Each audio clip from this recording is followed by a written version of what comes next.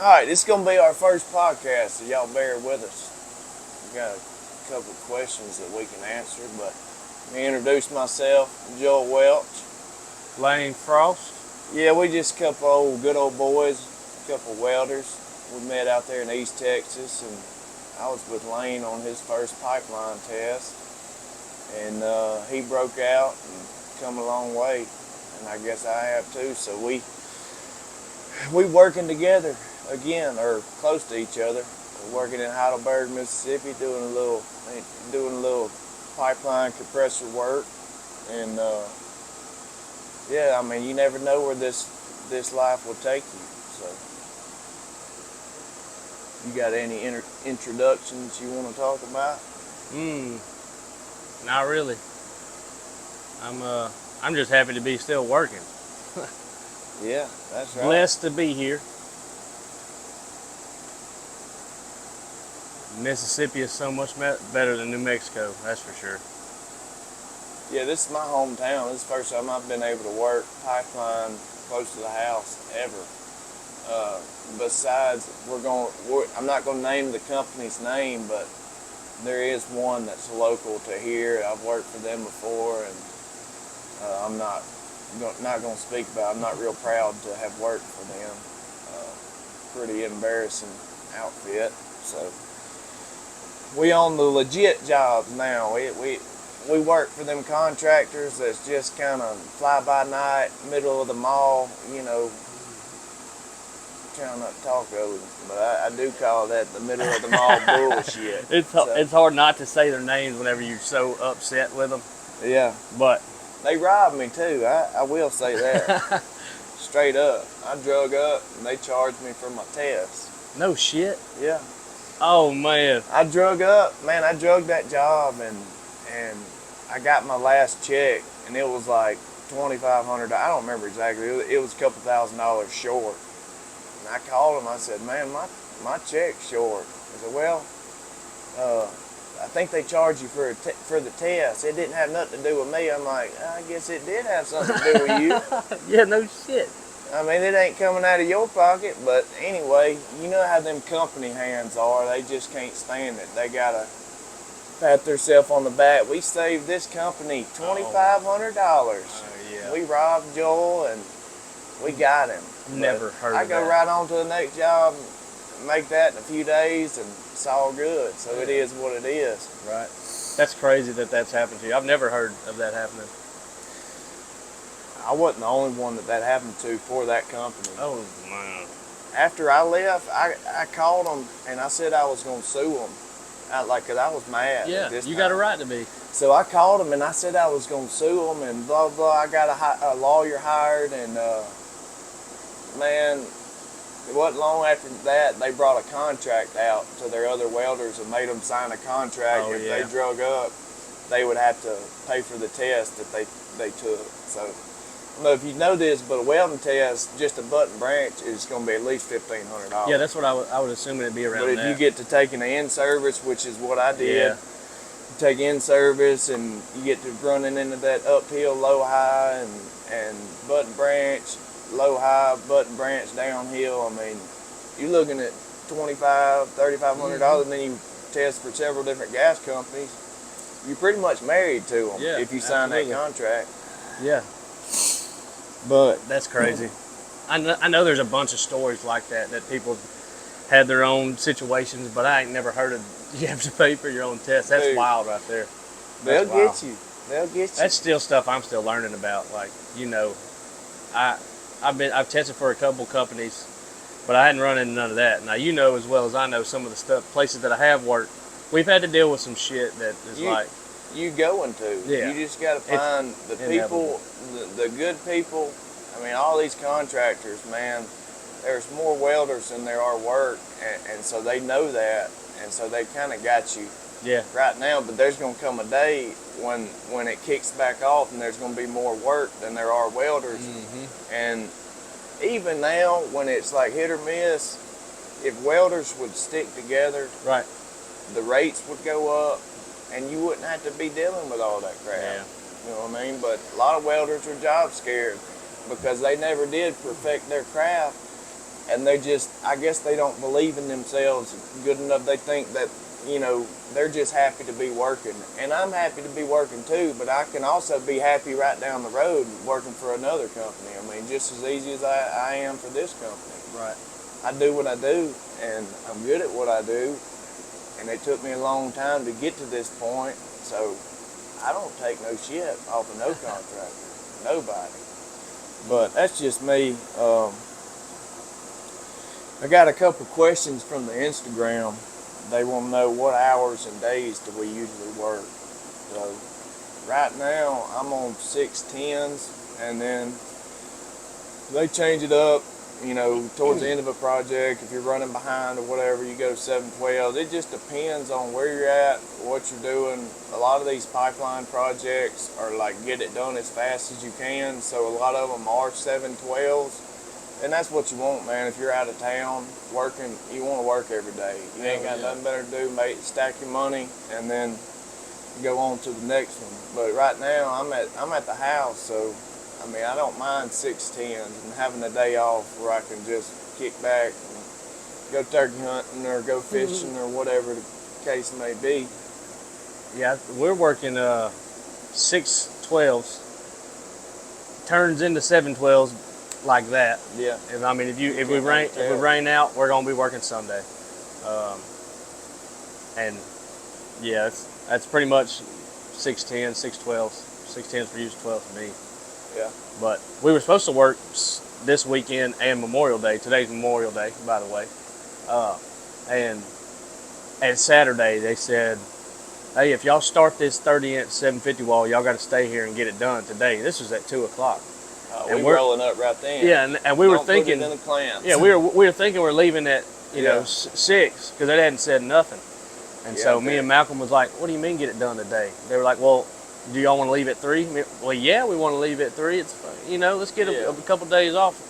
So they were like, well, don't put it together. I said, all right, well, I'm gonna roll my truck up. Yeah, let's go. I'm ready to go. I want to go home at least for a day. I got to see my family. Yeah, that's the thing about welding on that big inch. Once you start it, yeah, you can't leave it.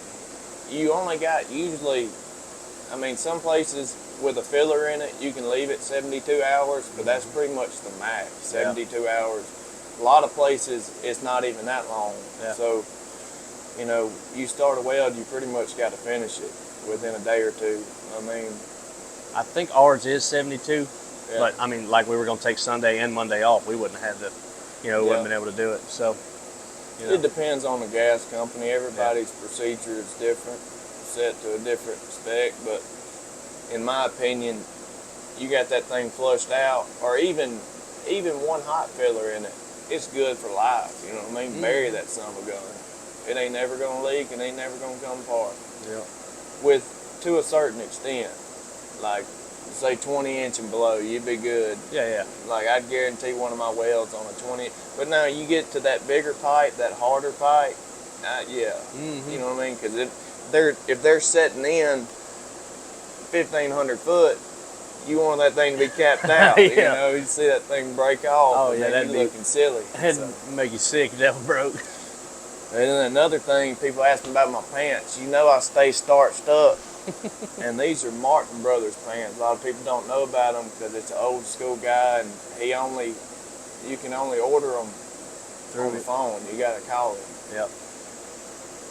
So I hadn't got none of these pants though. You like them?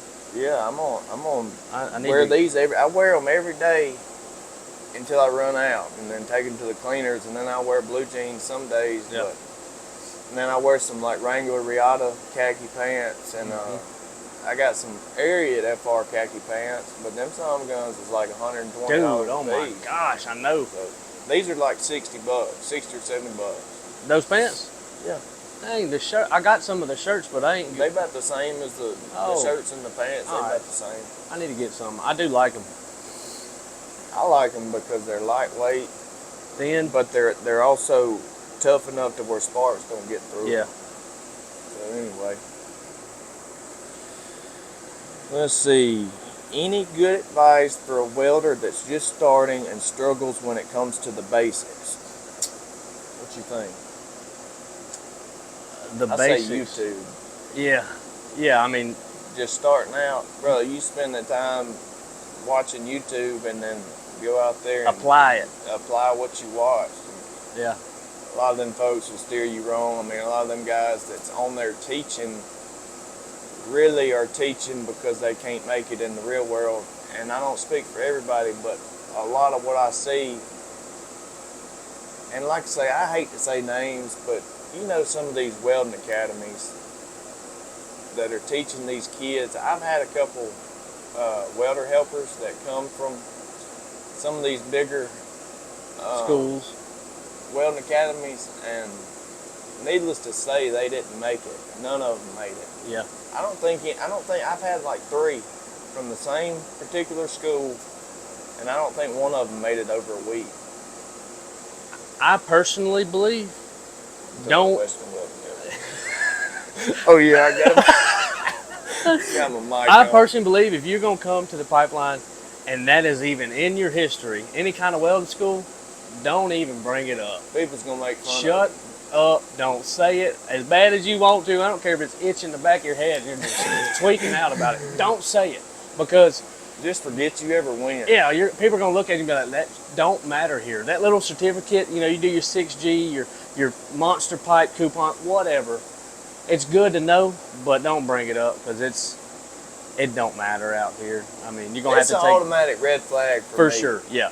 Whenever when somebody said, I just finished welding school, can I have a job? I'm automatically looking for the next dude. Like, I want somebody that just Don't know it all. is smart enough to lie about it. You know, I'm not. That's a good way to put it. I mean, I'm not trying to say like tell stories and lie. I mean, you got to be truthful to a certain extent, but to get your foot in the door, sometimes you got to leave some stuff out. And that's Right. one of them things that you leave out. Yeah, yeah.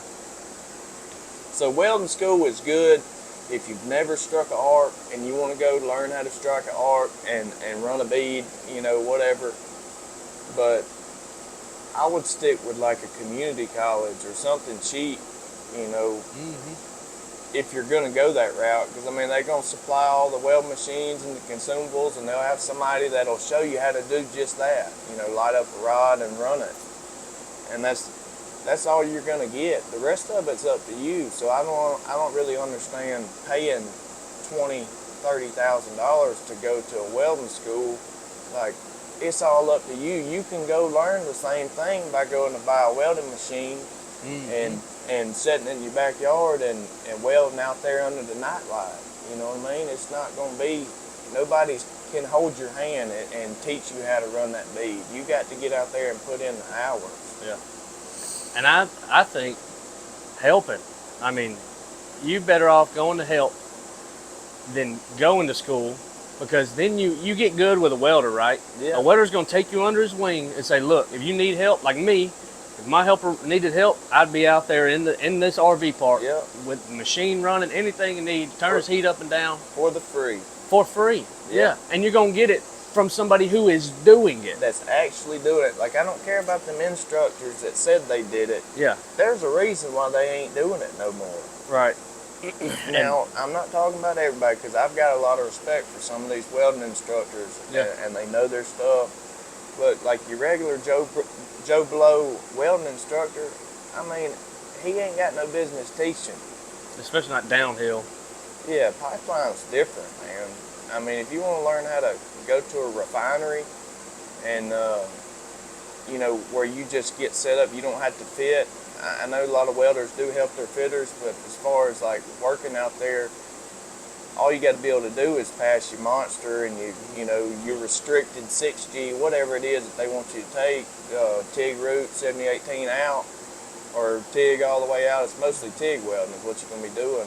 Schedule 10 stainless. And if you can pass X-ray, like, you're going to keep a job out there. But as far as like getting started, man, you get with a good welder and you're going to learn how to fit, and then you got your welding instructor right there that's going to teach you everything he knows if you do a good job for him. Right. It goes both ways though. I mean, you can't get out there and lay down on them during the day and then expect them to go out there and help you in the evening. Like, you gotta work as a team for sure. Yeah.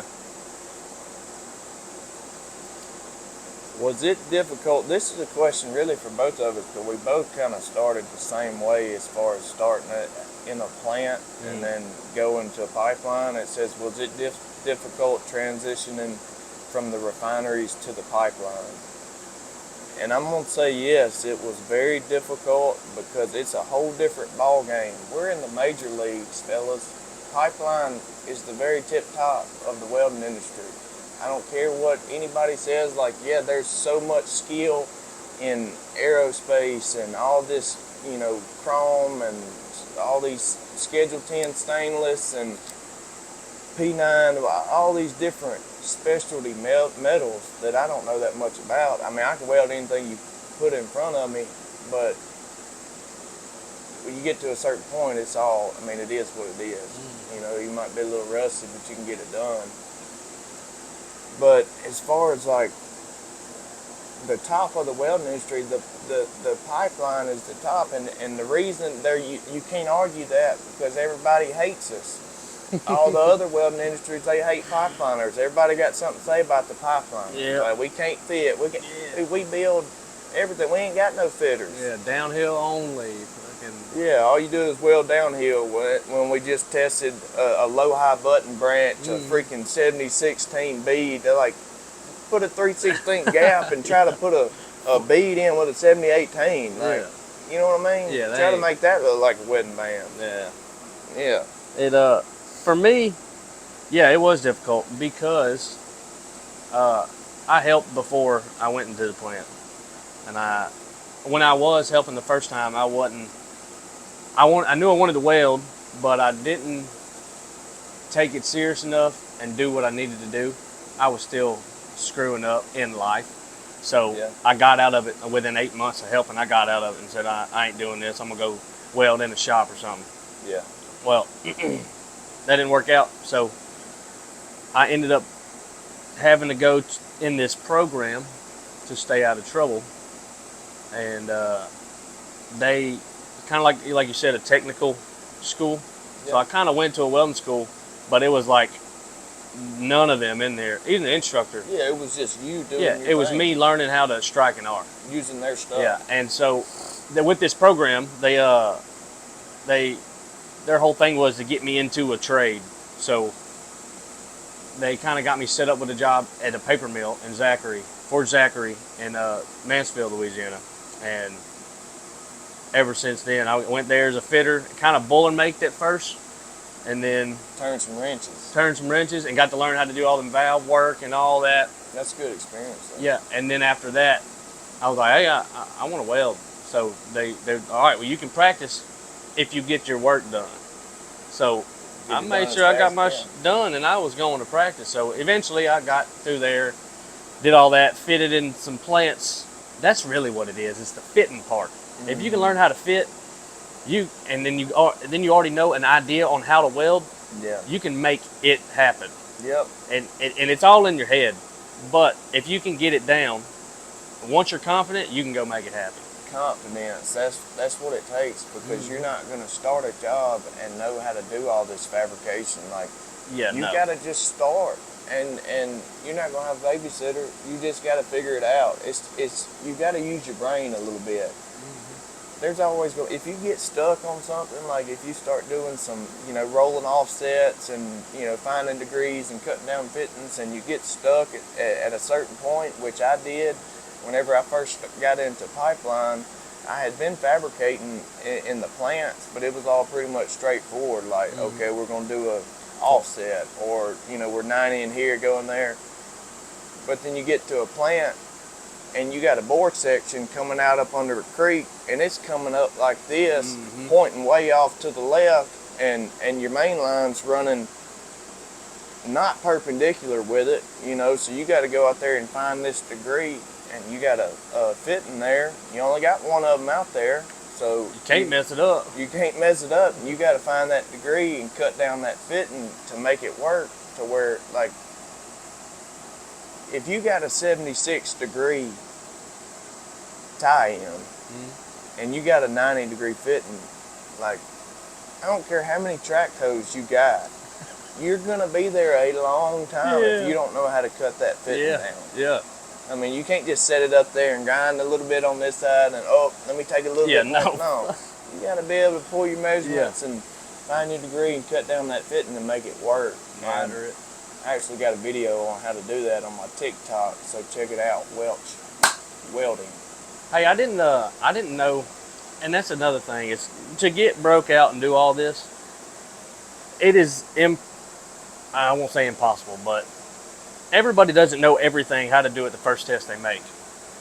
You're going to learn a lot of it on the job. And I know some kids are worried about that, like, man, I don't know if I can, if they're not sure of themselves. Right. And once you get on some jobs, you're not always, but more than likely, you're going to be one of many welders on a job. You're not going to be the only one. And there's always going to be some other guys there that have been doing it longer that can help you if you need it. Yep. So I learned a lot on the job, and going on the road and being around some good welders, being around some bad welders, I learned some stuff. So I remember the first job that I was on with you, and it was your first job as well. So you got out there and you were hot filling or whatever, and I was hot filling too at this time. I think Clint and James was beating and hot passing. Yeah. And if nobody said that this was your first job, like, nobody would have known. You know what I mean? If them people didn't know you, I mean, you rolling on pretty good. I was trying. I was busting my ass. Yeah. I mean, you may have been sweating bullets. I was like, shit, I got to keep up with Joe. This motherfucker leave me. No, that's a good place to be. If you break out, hot filling is a good place to be. Yeah. You can't, I mean, you can mess it up. Yeah, you can gut the bottom so bad, the person that's capping is going to fucking hate you. But, Clint helped me a lot. Clint Morse, shout out to Clint. Clint Morse jam up. He's a bad dude. He ain't in this anymore, and I'm gonna send him this video so he'll he can get watch back in it. He'll watch this video and be like, "Dang, I missed it." Yeah, but he wanted me hot passing behind him, but we couldn't happen at the time. Yeah. No big deal. Yeah, well, I mean, he had to go up there and bend pipe. So I mean, like whenever you get to a certain point and you get this experience under your belt, they're looking to the welder for the answers. They're not looking at no superintendent or no foreman. Like, usually the welder has got the answers. So they get this welder, this bead hand, they send him up there to start engineering bends on this job. And so then I jumped up there and run beads for a little while. And I think you hot passed behind me. Yep. And it was muddy. Oh my gosh! I think there's some videos of it. Yeah, that's one of my mud trucks slinging everywhere. It was rough. That truck wasn't even mine. You come back there and say, "You better not tear this truck up. It ain't yours." I was like, I can't believe you're going through that, and this truck ain't even yours yet. I know, and that's the truck you bought that you have now. That I have now. Yeah, it was my Uncle Adam's, and I didn't tell him at the time what I was doing. No, he wouldn't have cared. Hell. I think whenever his son turned 16, he asked him, he was like, "Hey, you want to take your truck down the High Line?" And his son was like, "No, I don't want to tear it up." He was like, "Come on, dude, let's do it." Yeah, that's one thing. If you're not scared to tear your truck up, it is fun, but it's also the wear and tear on your truck going down a pipeline, and the better the company, the better the right of way, because a lot of them will cut corners and not lay the right of way out like they're supposed to, like not put mats down where there should be mats, and you're going through creeks and mud, and then not bush hog, for instance, not bush hog the right of way, and you got grass knee deep and you're riding down through there and hit a skid and it comes up and crinkles your freaking fender. I mean, it's stuff like that, man. You got to be careful working for these ratty contractors. And again, we're not saying any names. We're not talking about anybody. I mean, dude, I've worked for some good companies and some bad companies, but it really don't matter to me. Like, if I'm with some good people, I'm good where I'm at. I mean, as long as my checks go through and they looking right, and my bank account goes up every week, these companies are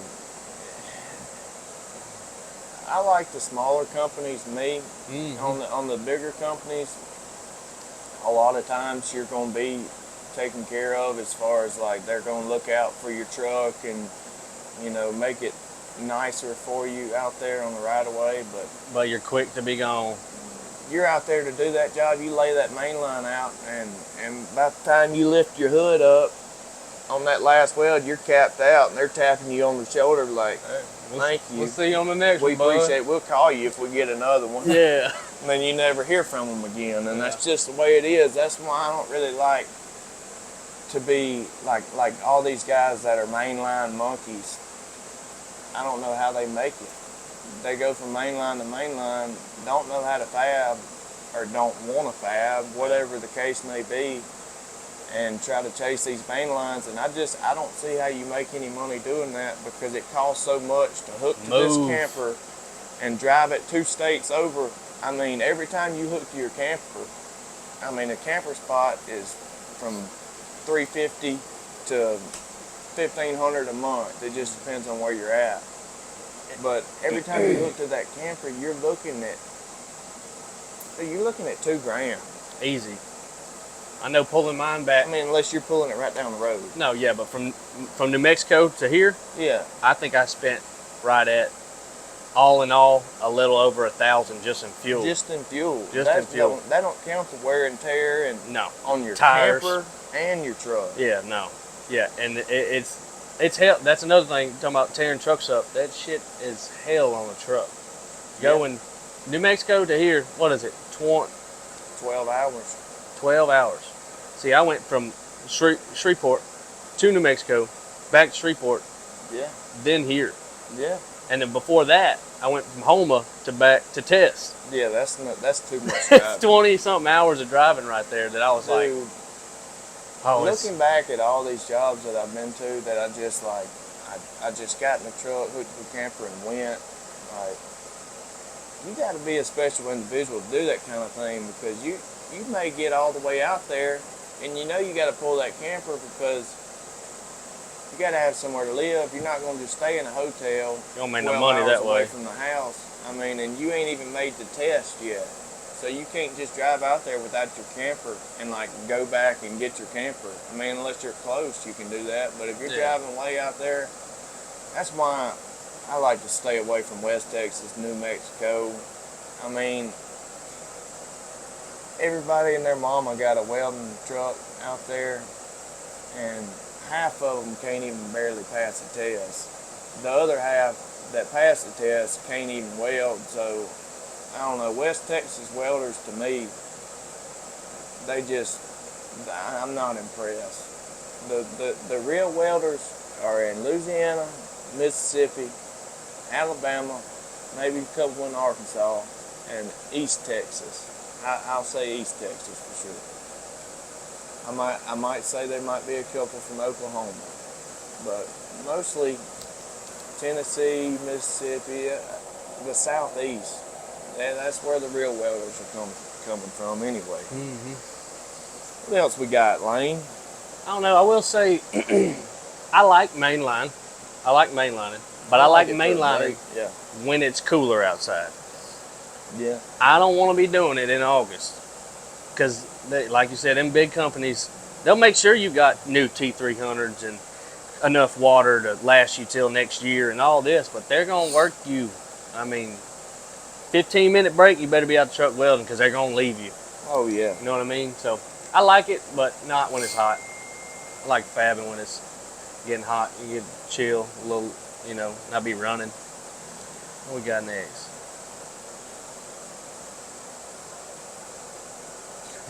This girl says, seen it. how do I get my fiance on the pipeline?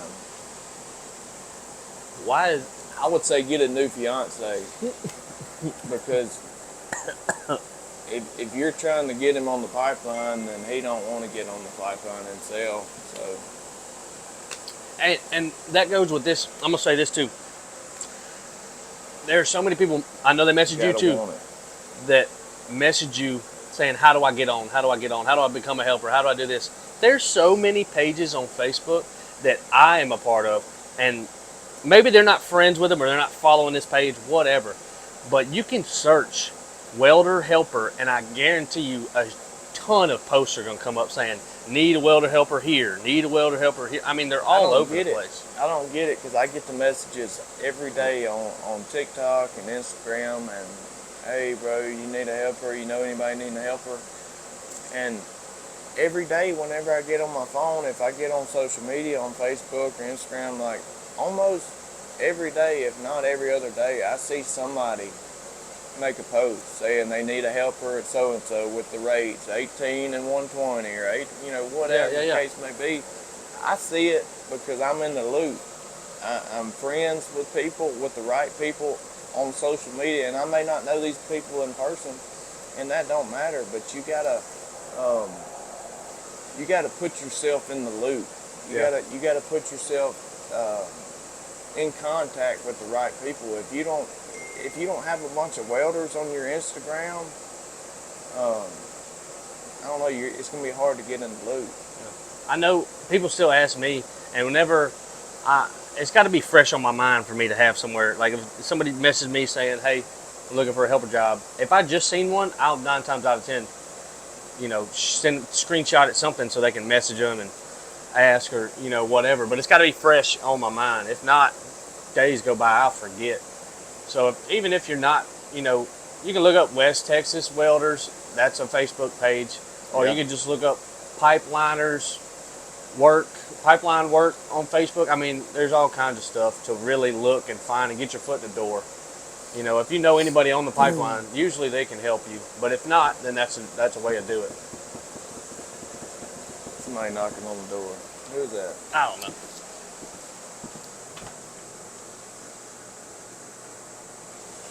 What? Taking a video. Yeah. See, I'll hit you up in a little while. Taking a video right now. Oh, I get it to you. We had a little technical difficulty. Huh? No. We're going to be at my camper next time. Lane's got too many visitors. Sorry. But anyway, this fella wants to know the recommendations for a Facebook group to find a helper spot. So, one is West Texas Welders. It's a real popular one, but do you know of any? That's the main one that jumps off because I see it all the time. I see it on like individuals. Clay Tabor. I don't see it on the groups really. I mean, people might post it to the groups, but they usually just make a status on Facebook and post it to their thing. You just got to be in contact with the right people. Like, get on my friends list and look at the people I follow and just add them people. I promise you're going to see some people needing some helpers. I've hooked up a few people, like I said, when it's fresh on my mind, but, I mean, it's kind of a luck of it. I don't know why, dude. Whenever somebody knocked on that door, it pissed me off so bad. I was like... You know what he come looking for? That blue knife. Dude, get the hell out of here. You can it's all good. I'm just kidding. And I want to close it, but... Can't even do that. No, that's bad luck. Yeah, I ain't touching it. Matter of fact, let me throw it at the wall. No, just set it down. But anyway. Can I get that knife? Hey, let me be in your video. Get away. Go on. He wouldn't even... never mind. They say that. All these people say, and I've worked with a lot of people like this. It's hilarious. They're like, I want to be in a TikTok video. I want to be in this. I want to be that. And then you get them ready to make the video, and then they all shy. Yeah. They all shy. I'm like, I thought you wanted to be in the video. I don't know what to say. Like, you've been messing with me for 3 weeks now saying, I want to be in one of your TikTok videos.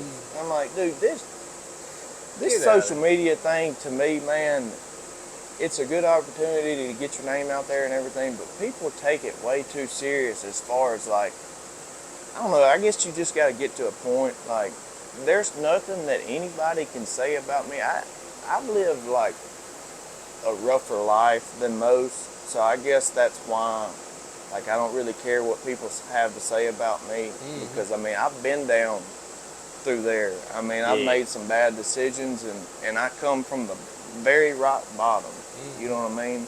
I've made some terrible life decisions, and if you can go without making them bad decisions, more power to you. But I was good you- at it. Yeah, whenever you're this good at making bad decisions, like, you got to be good at coming back up and not caring what people have to say about you and Yeah. do what you got to do. So I believe in that 100%. we're sitting at about 200,000 on TikTok and 22,000 on Instagram. So we about to get this podcast going, and we're gonna have one of these come out once a week. Is that right, Lane? Yeah. Once a week, we're going to have one of these things come out. So if y'all have any questions or concerns or have anything you want us to talk about, just let us know. We're going to have some guests on. I got my buddy Mason Parker. I done told him about it this morning, and he's a little nervous about it, but he's going to be on there. He started his welding business. He's working single hand and started his welding business, put a welding rig together, and he's making a killing running 3 or 4 different welding trucks that he owns. That's awesome. So he's making way more than we are on pipeline. Yeah. So we're going to get him on here to talk about that side of it if you want to just work for yourself and get that side of it. And then I got another buddy, Mr. Red Ray. We're going to have him down here. Y'all probably see him on TikTok from time to time, but he's just a genuine good dude, good godly man that, I mean, he's been in the gas industry, the boiler maker, welding tooth, you name it. I mean, he's been around and he's done a little bit of everything. So we're going to have a lot of different people on here, and yeah, they're going to be sitting right next to us though. I mean, I don't know.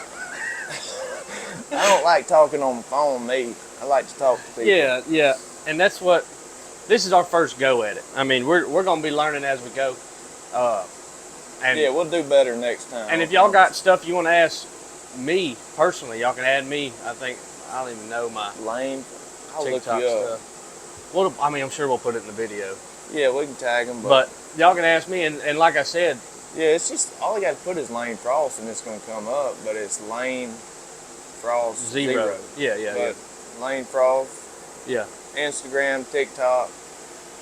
Look them up. I'm Welch Welding, and if there's certain stuff that y'all would like us to tap into, as in whatever, send it. Let us know what it is, because we can go more in depth about stuff. I mean, I know. Yeah.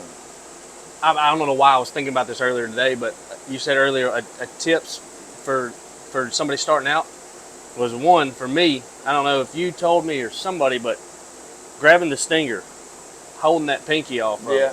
You do That right there. Yeah, I even do it today sometimes. Yeah. Whenever I'm like, if I had too much caffeine and I'm shaking, Yeah. I still drop mine. drop off. my pinky off, and I'm talking about you could do surgery with that hand. Yeah. I swear. So stuff like that. Dude, I mean, whenever I first started welding, like, my hand would be sore at the end of the day from gripping that thing so hard. Because you focus so hard. Yeah. But if you can relax and just focus on the puddle and not tense up your muscles, man, you're gonna be able to focus and see that puddle a whole lot better, make a whole lot better weld. and maybe even if they want us to make some videos out there behind the lens, I mean, we can do that too. I mean, hell, we got machines, bevel machines, whatever. Oh yeah. Pipe. I mean, we can do. Yeah, that'd be for the YouTube for sure. Yeah. Oh, we can also Malcolm. Bringing Malcolm Oh, on yeah. to look. We got Where's he at? He's got his old lady here or something. I don't Dude, know. everybody knows you don't look. This comes first. Whenever you get good at this, then the women just come to you. Yeah. It's not got to be. You ain't got to go hang out with your old lady when we're making welding podcasts. You come be Yeah. a part of it, Right Malcolm. here, Malcolm. Anyway, Malcolm's a good dude. He's a badass welder. Been doing it a while. Nutcase. Love him to death. But he's wild. That's it. And he is a 798 hand, and we can, it ain't a like kill world. We can be friends with 798. I mean, Yeah. we're all here to make money. I got a bunch of buddies at 798. A lot of them, they think they're better than everybody else, and they're not. But most of them are more realistic about it. I'm like, if 798's so good, why ain't you working with me? And there's so many ways they can answer that question that they don't want to. Yeah. But that's on them. I don't, If the money was right and they, the opportunity, I'd go work 798. That's all good. But I mean, I'm not gonna just work 798. They can kick rocks for all I care. Yeah. I mean, they gonna have to catch me working non-unions. All I can tell them, good luck. That's why I was kind of nervous. I couldn't. They'd see my name on there and it'd be, Yeah. we got them. Yep, got them every time. There ain't another lane frost welder that I've met. So. That's it. Well, Yeah. I appreciate y'all listening, and we'll have another one. I say, what's a good day? I say probably start the week off with the old podcast every Monday. Yeah. Well, I take that back. We're going to say once a week. I don't know what day because we both work. Sometimes we got to work late, and you can't really ever tell. Yeah. So we'll have We are an y'all hour one apart, a week. too. Yeah. We are an hour apart. Yeah, so we're taking a lot of time out of our day to do this. So if y'all have any questions, ask down below, or I don't know how these podcasts work, or on my TikTok or Instagram, you message me or Lane. But yeah, appreciate y'all. Yep. Thank y'all.